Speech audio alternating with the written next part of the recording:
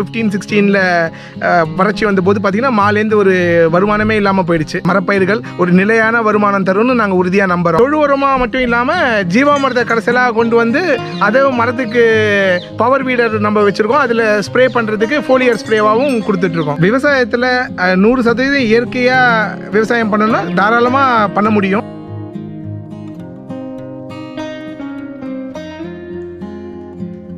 வணக்கம், என் பேர் பிரபுராஜன். நம்ம தோட்டம் வத்ராயிருப்பு கிராமம், ஸ்ரீவில்லிபுத்தூர் தாலுக், விருதுநகர் மாவட்டத்தில் அமைஞ்சிருக்கு. ஜெகதேவ் இயற்கை பண்ணை நம்ம ஃபார்மோட பேர். 8 வகையான மாமரங்கள் வளர்த்துட்ருக்கோம்.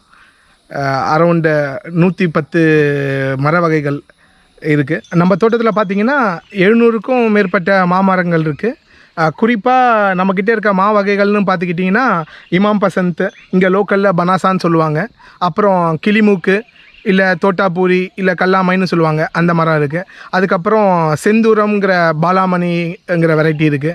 அப்புறம் பங்கனப்பள்ளின்னு சொல்கிற லோக்கலில் இங்கே அழைக்கிற ராஜபாளையம் சப்பட்டைங்கிற வெரைட்டி இருக்குது. நீலம் காசான்னு சொல்கிற வெரைட்டி இருக்குது. அப்புறம் ருமானி மாம்பழங்கள் இருக்குது. பல்வேறு நாட்டுக்காய்கள் மா வகைகளும் இருக்குது நம்ம தோட்டத்தில். நெல் விவசாயம் பண்ணிட்டு இருந்தவங்க எங்கள் அப்பா. இப்போ நாங்கள் கடந்த 10 வருடங்களாக இயற்கை வேளாண்மை விவசாயம் பண்ணணுங்கிற ஆர்வத்தில் இந்த தோட்டத்தை வாங்கினோம். கடந்த 8 வருடமாக 100% இயற்கை விவசாயத்துக்கு மாறிட்டோம். பர்டிகுலராக 4th and 5th இயர் பெரிய வறட்சி ஏற்பட்டது. இந்த இயர் கொஞ்சம் எக்ஸ்டெண்டட் மான்சூன்னால என்ன ஆயிடுச்சு, பூலாம் பிப்ரவரியில் வந்த பூலாம் கருகிடுச்சு. நம்ம தோட்டத்தில் பார்த்தீங்கன்னா மாவு மரம் இடைவெளி பார்த்தீங்கன்னா ஆவரேஜாக 10 மீட்டருங்கிற இதில் தான் இருக்கும்.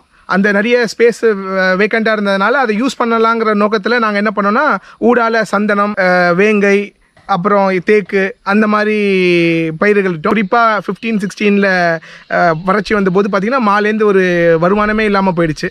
அதை ஈடு செய்யும் விதமாக தான் நாங்கள் என்ன பண்ணோன்னா இன்டர் கிராப்பிங் இந்த டிம்பர் பண்ணும்போது தேக்கு, சந்தனம், செம்மரம், மகோகனி, அப்புறம் கருங்காலி மரங்கள், அது மாதிரி மரப்பயிர்கள் ஒரு நிலையான வருமானம் தரும்னு நாங்கள் உறுதியாக நம்புகிறோம். இயற்கை விவசாயத்தில் பண்ணும்போது ஃபார்ம் அவுட்புட்ஸை எடுத்துன்னு போயிட்டு சந்தைக்கு எடுத்துன்னு போகும்போது பார்த்திங்கன்னா நமக்கு அதுக்கு ஏற்ற மாதிரியான வருமானம் வரதில்லை. அவங்க நம்ம கூட இருக்க கெமிக்கல் யூஸ் பண்ணுற அவங்களோட தான் கம்பேர் பண்ணுறாங்க.